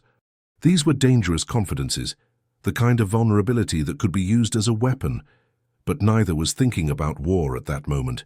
They were simply being human, being real, being sincere for the first time since they met. When the sun began to rise on the horizon, painting the room with golden tones, Lauren got up and went to the window. Ethan observed her in silence, admiring the way the morning light played with the curves of her naked body, creating shadows and reflections that made her seem almost ethereal. "They'll keep looking for me," she said, without turning around. "I know. And you'll have to choose a side." "What sides?" "The side of your family, of your world, of your inheritance." She paused. "The side of a woman who may not survive long enough to see how this story ends." Ethan got up and approached her from behind, wrapping his arms around her. He felt her lean against him, absorbing the warmth and comfort he offered. "And if I choose you," he asked, "then you lose everything. Your company, your fortune, your family, your identity.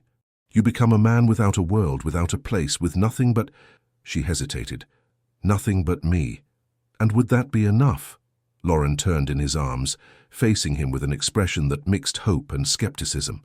"Do you really think it would be? You who never had to fight for anything, who never knew deprivation, who never had to give up comfort. Do you think you could be happy with just me?" It was the question that would define everything. The question that would test if what had grown between them was strong enough to survive reality, if the love that neither had yet dared to name could triumph over years of social conditioning and seemingly irreconcilable differences. Ethan held her face between his hands, looking deep into the eyes that had hypnotized him since their first meeting. "I don't know if I could be happy," he said, with an honesty that surprised him. "But I know I can't be happy without you anymore. I know that all these months looking for you, worried about you, wanting to protect you, it was the first time I felt truly needed, not just useful or convenient." Tears began to stream down Lauren's face again, but this time they were different tears, not of pain or frustration, but of something that dangerously resembled hope. "Does that scare you?" she asked. "It terrifies me," he admitted. "But what terrifies me more is the possibility of losing you again." Lauren rose on her tiptoes and kissed him, slowly this time, with a tenderness that contrasted with the urgency of the previous night. It was a kiss of farewell or of promise. He couldn't tell which. When they separated, she rested her forehead against his. "Then you need to know everything," she said. "You need to know exactly what you're getting into before making any decision." "Everything what?" "The truth about Gabriel. The truth about the documents. The truth about what really happened that night. Ethan felt a chill running down his spine. There were more secrets, more revelations that could change everything again. Are you ready to tell me? I'm ready to bet my life on the possibility that you're different from what I always thought you were.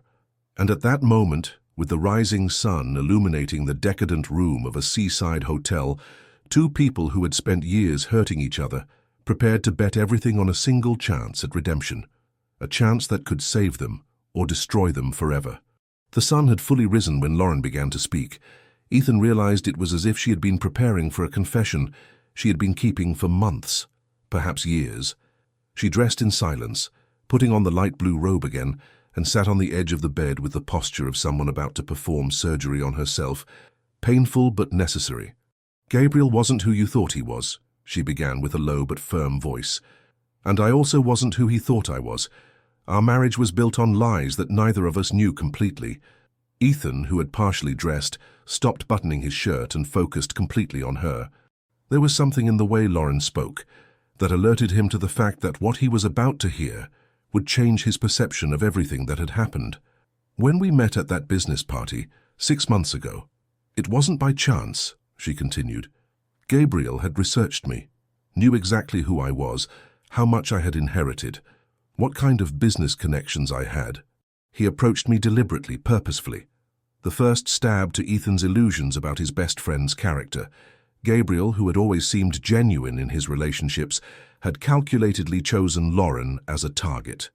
But you had also researched him, observed Ethan. You also weren't there by chance. No, admitted Lauren. I was investigating his connections to your family, trying to understand how all these companies articulated. But the difference is that I never lied about my feelings. When I started to like him, it was real.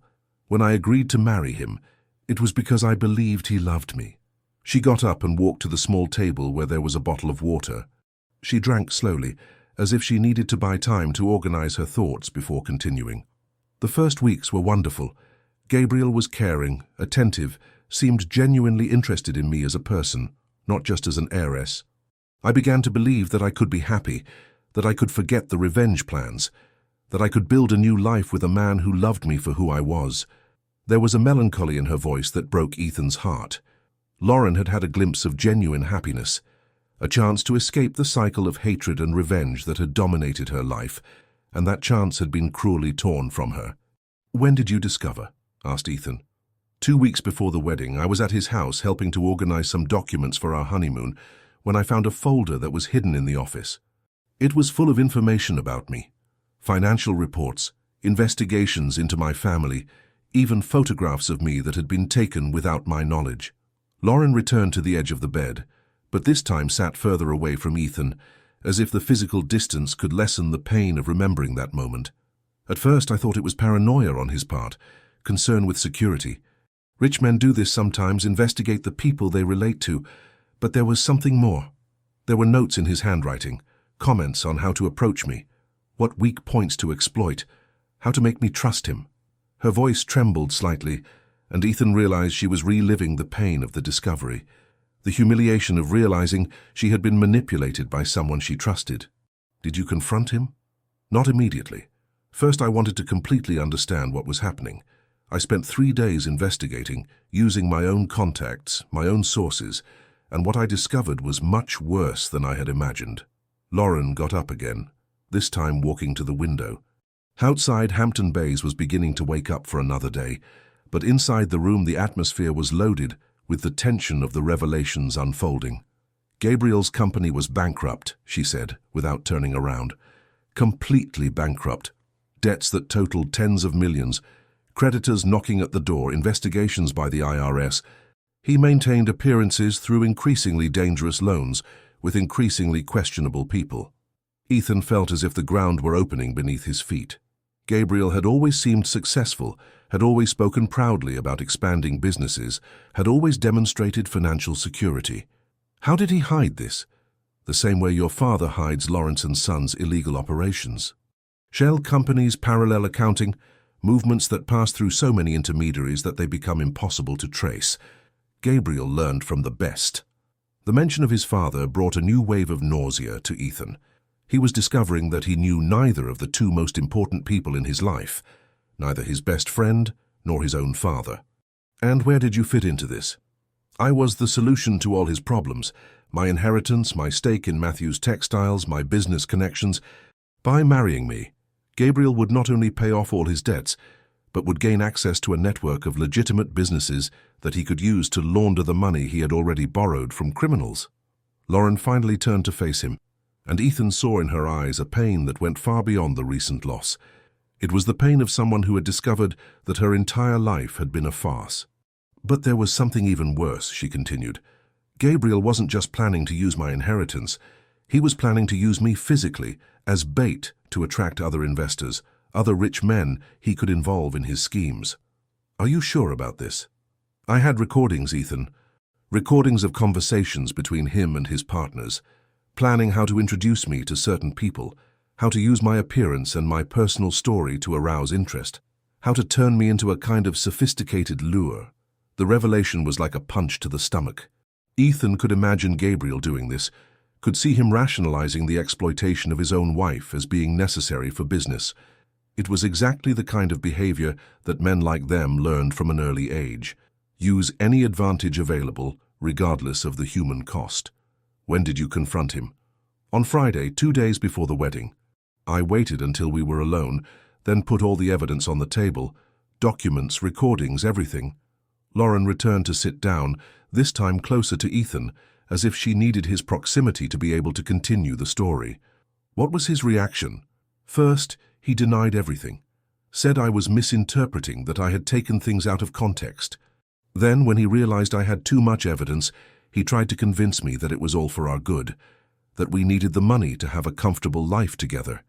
And when that didn't work, he changed completely, became cold, calculating, threatening.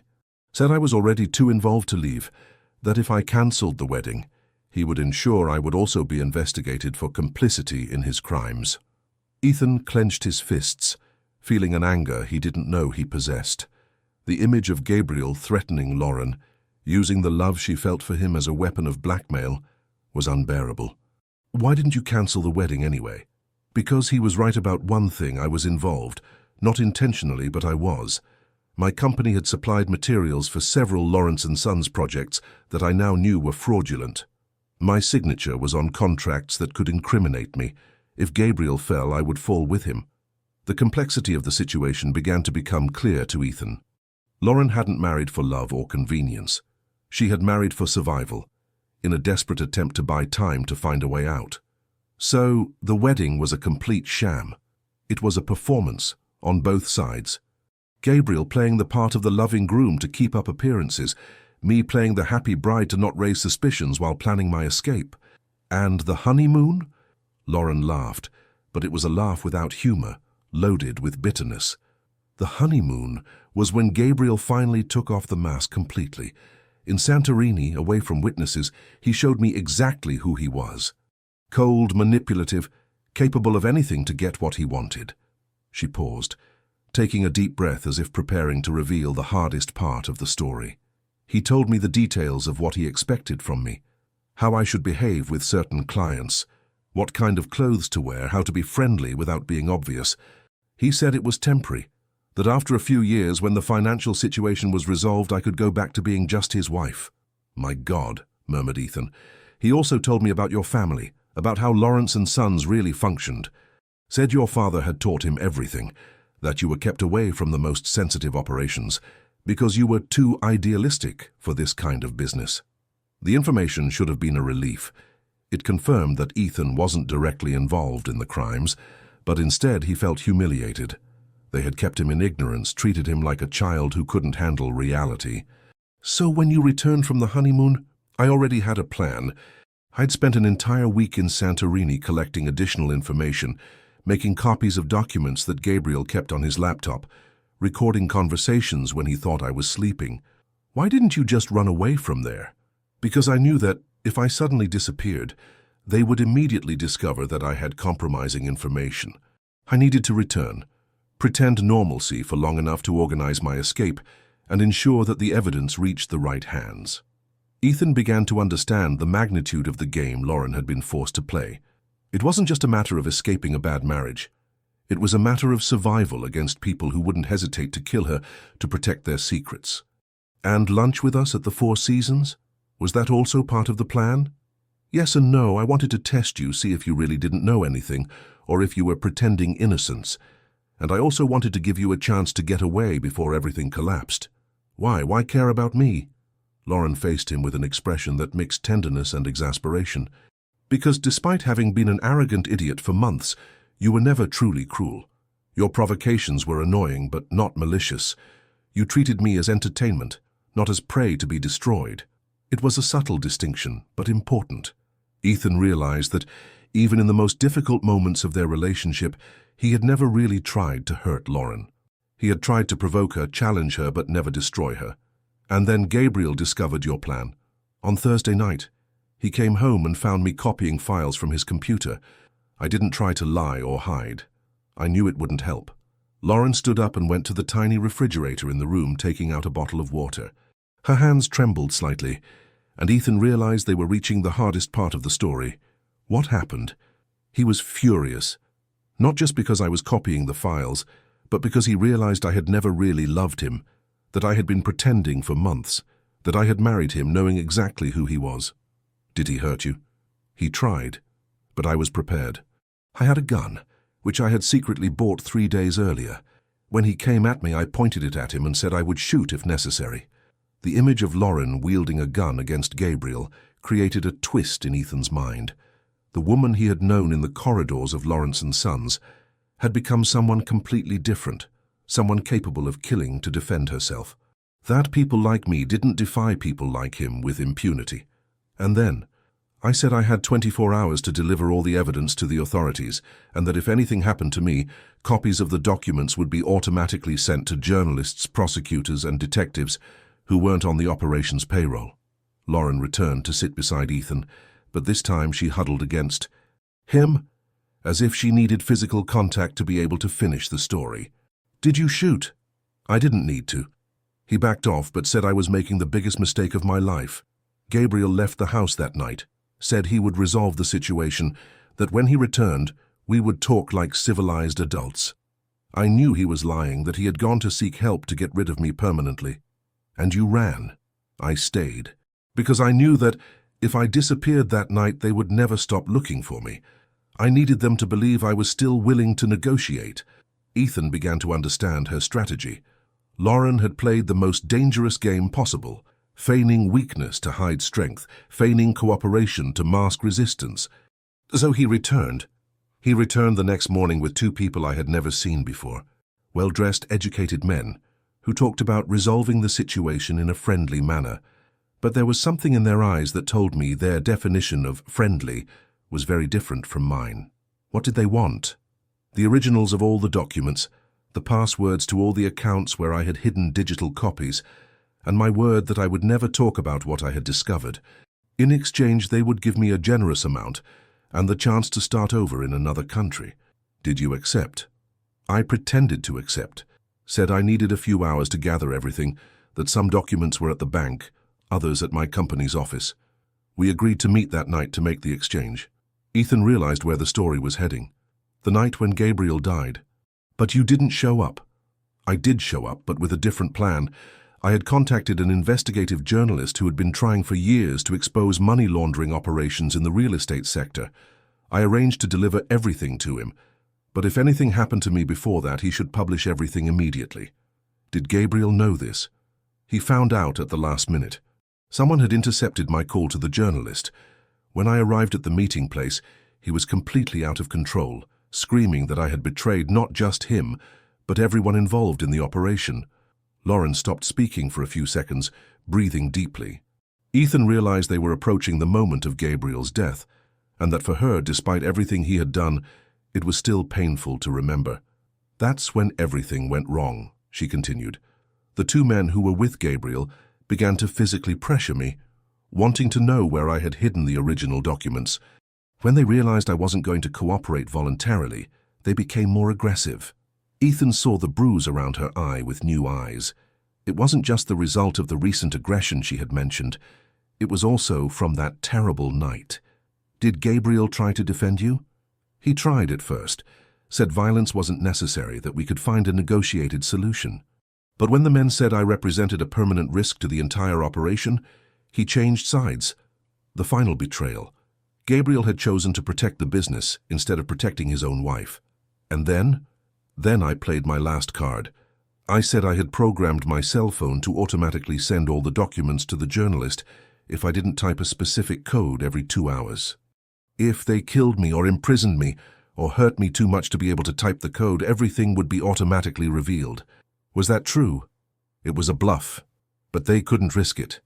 They decided to take me to another location where they could pressure me without hurry until I revealed where the real documents were and how to deactivate the supposed automatic system.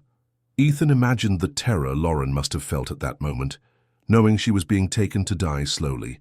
How did you escape? I didn't escape.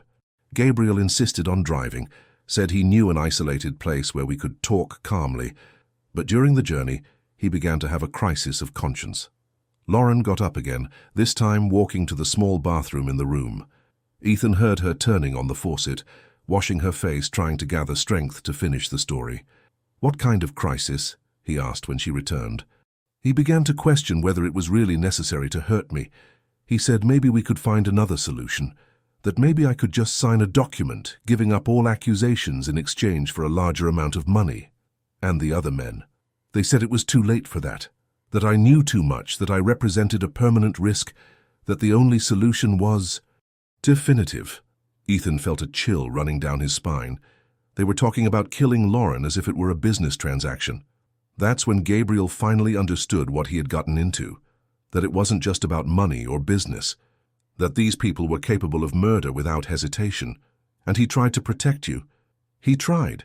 He started driving erratically, said he had changed his mind, that he wasn't going to hand over his own wife to be killed, but the men in the back seat were already impatient. Lauren returned to sit beside Ethan, but this time she huddled against him, as if she needed physical contact to be able to finish the story. One of them pulled out a gun and put it to Gabriel's head, said he should drive to the agreed location, or he would die right there, and that I would die too, only more slowly. And then Gabriel completely lost control. He started screaming, crying, saying he had never imagined it would come to this point, that he had gotten involved with criminals thinking he could control them, but now realized that it was he who was being controlled. The irony didn't escape Ethan. Gabriel had tried to use Lauren, but discovered too late that he himself was being used. The accident? It wasn't an accident. Gabriel took a curve at high speed on purpose, trying to crash the car. He preferred to die with us than to hand me over to be tortured and killed. The words hung in the air like a final and devastating revelation. Gabriel hadn't died by accident, nor had he been directly murdered. He had committed suicide, taking with him the men who threatened Lauren. He saved your life, murmured Ethan, and lost his own, and the lives of the 2 men who were in the back seat. When the car crashed, I was the only one who survived. How? I was wearing a seatbelt, the others weren't, and I was lucky, or unlucky, depending on how you look at the situation.